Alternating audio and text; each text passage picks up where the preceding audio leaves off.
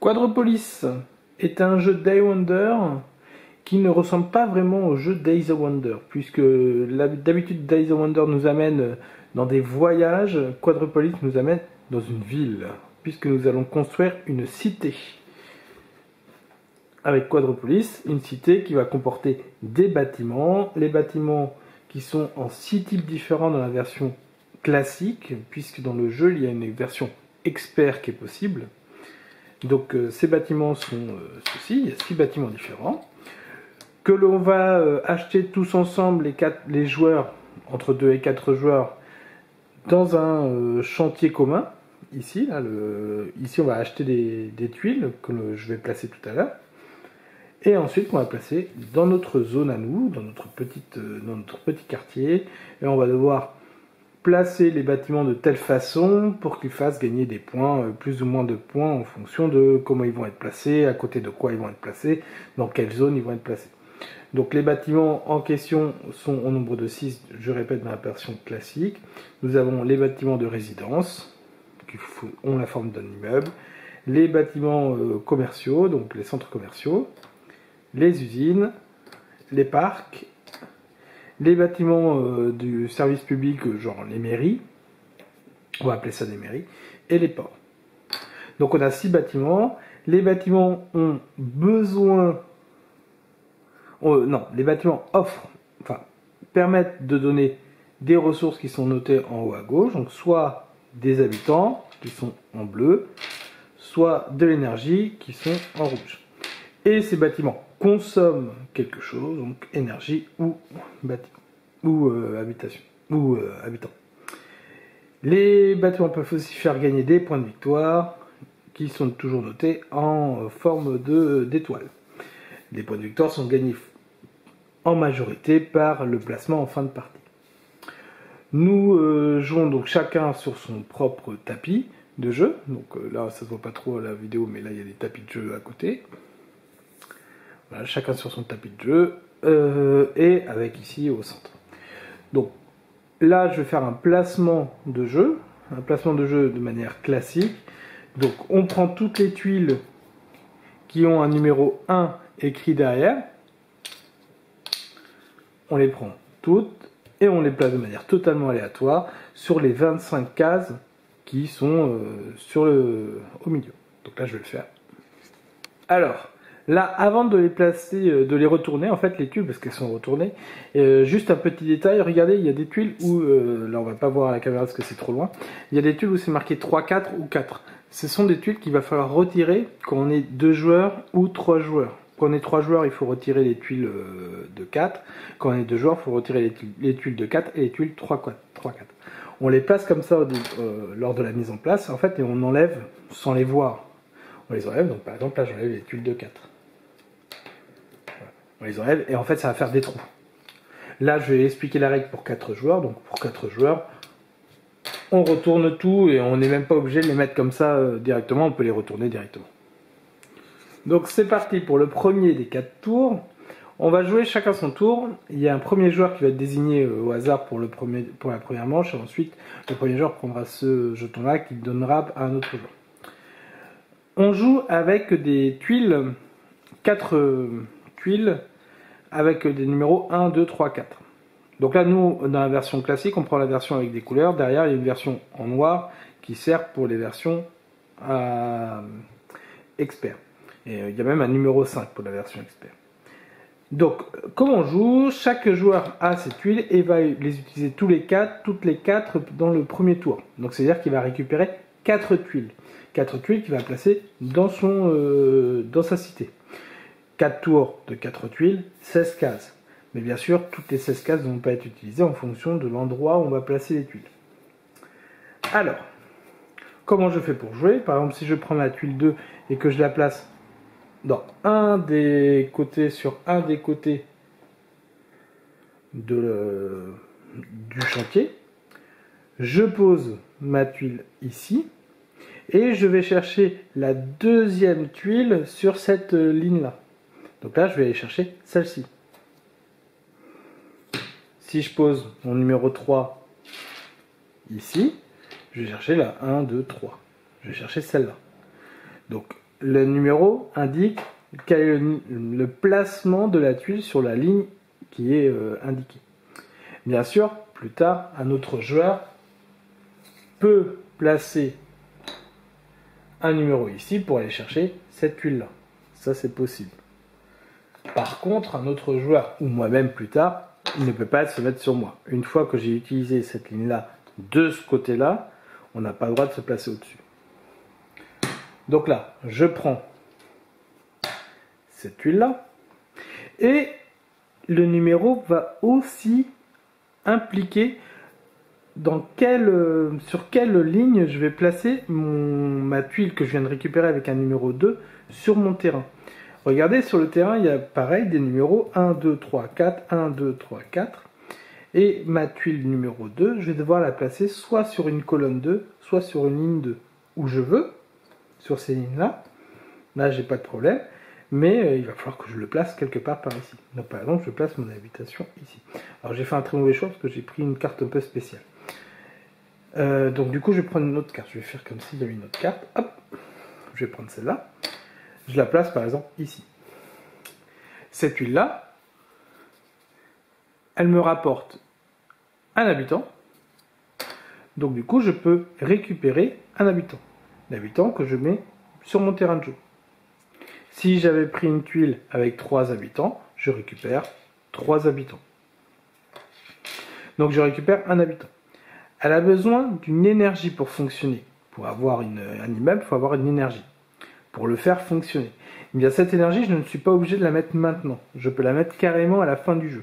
Je vais récupérer toutes les choses au cours de la partie. Et à la fin de la partie, je vais pouvoir mettre mes petits jetons là où j'ai envie qu'ils soient. Bien évidemment, si par exemple je crée ça, je le place ici. Là, il demande une habitation. Eh bien, pendant le jeu, je peux placer mon petit bonhomme ici pour que personnellement je sache que cette zone je l'ai. Mais une fois que si par exemple je crée un port à côté, je peux déplacer mon petit bonhomme à ma guise c'est juste une histoire de vision. Ces petits jetons en bas à droite, en fait, on les place vraiment officiellement, on les place à la fin de la partie. Pendant la partie, si on les place comme on veut. Hop, je remets tout ça ici.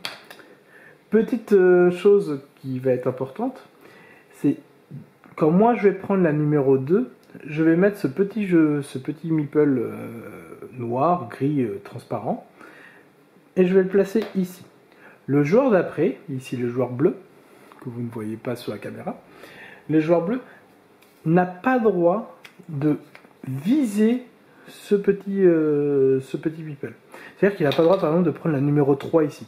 Pourquoi ? Parce que sa flèche vise le petit bonhomme bleu. Donc là, il ne peut pas faire ça. Il n'a pas le droit de faire ça, mais il a le droit de faire ça, il a le droit de faire comme ça, il a le droit de faire comme ça. Mais il n'a pas le droit de viser ce qu'on appelle l'architecte. Ce petit symbole s'appelle l'architecte. Voilà. Donc ainsi de suite, on place tous les jetons, tous les pions qu'on va récupérer. Donc on va en récupérer normalement 16. 16, c'est sûr qu'on va les récupérer. Normalement, on va placer les 16.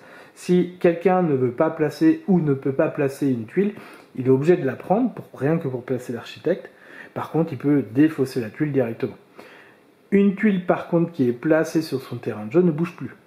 Elle est placée, elle ne bouge plus. Elle va rester à cet endroit pendant toute la partie. Donc voilà, donc on va placer ainsi de suite. Une fois qu'on a pris les 16 tuiles sur les 25 disponibles, on enlève toutes les tuiles qui n'ont pas été utilisées et on met ensuite les tuiles de niveau 2, qui sont des tuiles qui ressemblent aux celles de niveau 1, mais avec des pouvoirs peut-être un peu plus élaborés, sans que ça le soit vraiment. Ça ressemble vraiment, toutes les tuiles se ressemblent. Et on passe après le deuxième tour au troisième tour, quatrième tour. Par contre, le premier joueur va être modifié à chaque fois.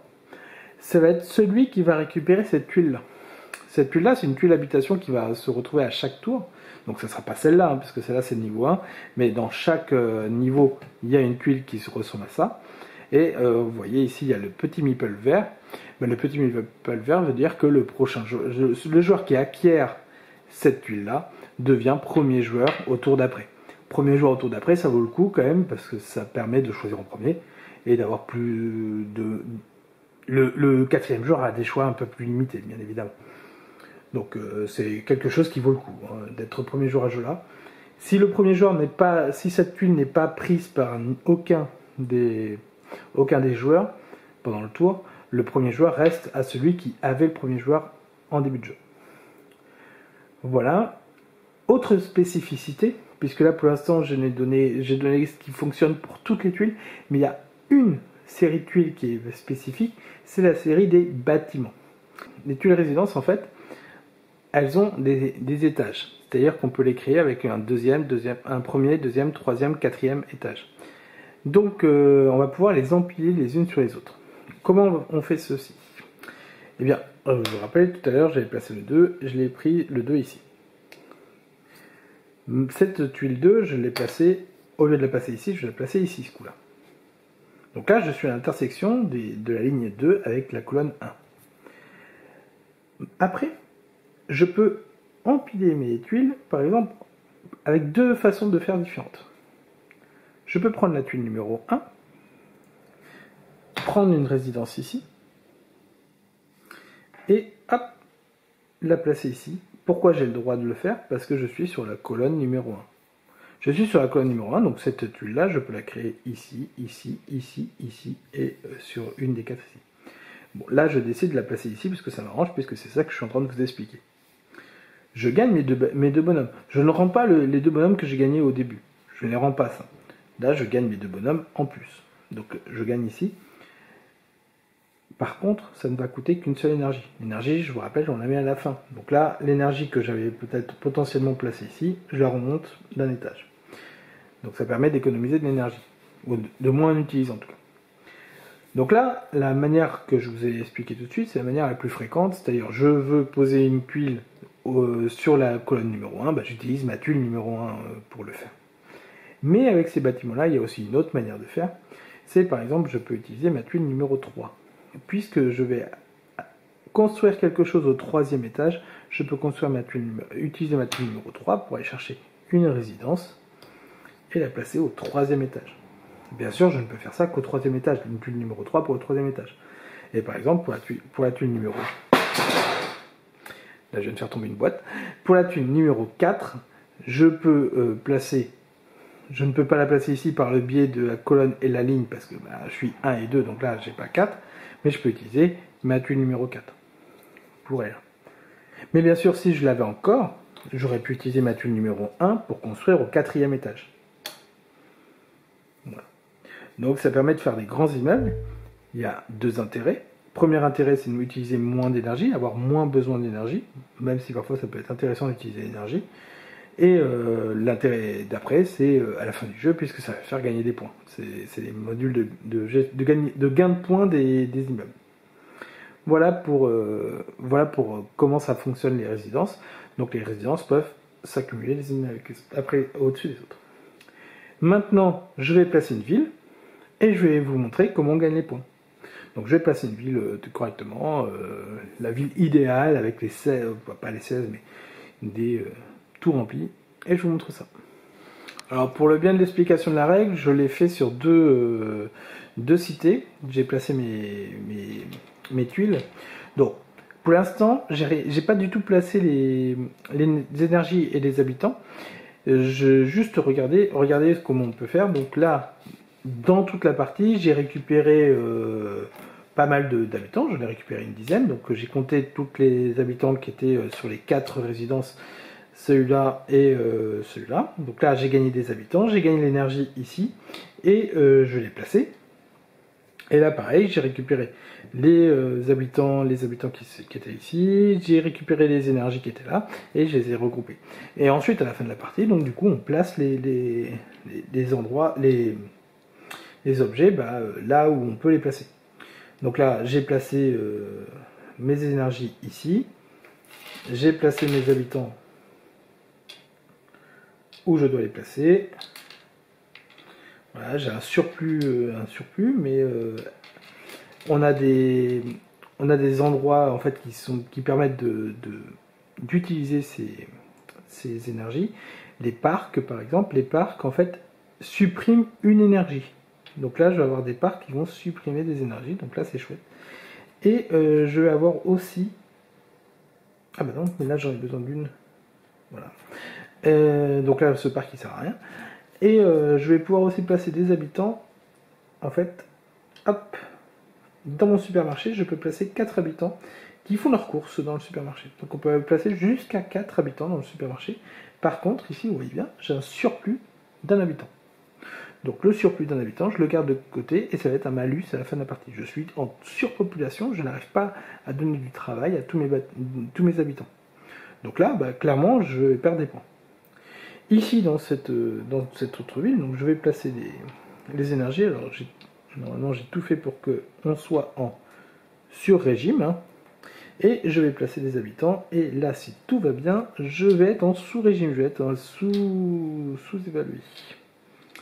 Donc, regardez, je vais essayer de placer. Et ben non, raté. Ah bah si, c'est bon. Si, c'est bon. Regardez. J'ai un bâtiment que j'arrive pas à fournir.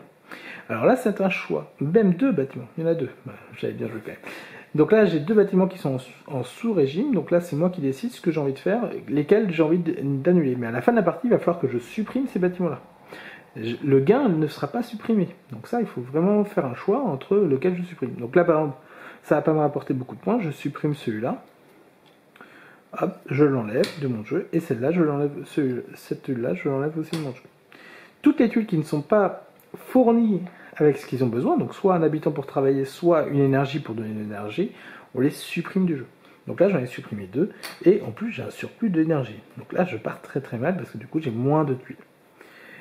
Donc, maintenant, comment on gagne? Et bien, pour ça, il faut suivre avec cette petite fiche très bien faite.